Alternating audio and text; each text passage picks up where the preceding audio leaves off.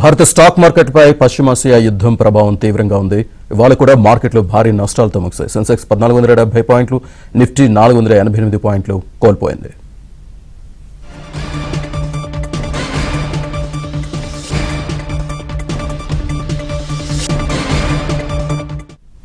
దేశీ stock market సూచీలు మరోసారి భారీ నష్టాల్లో ముగిశాయి. దీనికి సంబంధించి మరింత అనాలిసిస్ అందించడానికి మా అనలిస్ట్ జీవి రావు గారు ఉన్నారు. జీవి రావు గారు నమస్తే.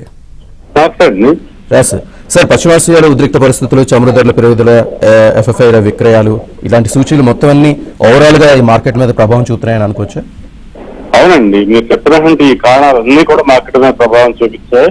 దాంతో పాటుగా ఎప్పుడైతే ఈ నష్టాలు అనేది చాలా ఎక్కువ రోజులు ఇలా కంటిన్యూ అవుతున్నాయో, ఇన్వెస్టర్స్ లో భయం అనేటువంటిది నెలకొని ఎప్పుడైనా కానీ ఈ నష్టాలను తగ్గించుకోవాలంటే ఇక్కడి నుంచి అమ్మేసి బయటికి రావటం బెటర్ అనేటువంటి ఆలోచనలు పెరిగాయి. వీటి తోడుగా బ్యాంకింగ్, ఫైనాన్స్ రంగాలకు చెందినటువంటి షేర్లు, ముఖ్యంగా ఈవెన్ అమెరికాలో మోర్గన్ స్టాన్లీ షేర్ ప్రైస్ తగ్గటము, అలాగే భారతదేశంలో లార్జ్ బ్యాంక్స్ అయినటువంటి HDFC bank, ICICI bank, Kotak bank, ఇవన్నీ కూడా తగ్గిపోవటం అనేటువంటిది మనకి ఇన్వెస్టర్స్ యొక్క కాన్ఫిడెన్స్ తగ్గిపోతుంది రోజు రోజుకి అనేది సూచిస్తుంది. అయితే ఇప్పుడున్నటువంటి పరిస్థితులు ఇలా కొనసాగటానికి ప్రధానంగా ఈ పశ్చిమాసియా యుద్ధ వాతావరణంతో పాటుగా రూపీ వాల్యూ డౌన్ అవటము, ఆయిల్ ప్రైసెస్ పెరగటము, గ్యాస్ కొరత అన్ని కూడా కారణాలు అయ్యాయి.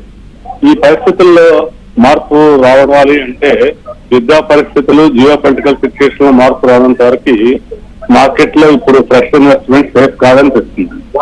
Okay, right sir, thank you very much GV Rao గారు.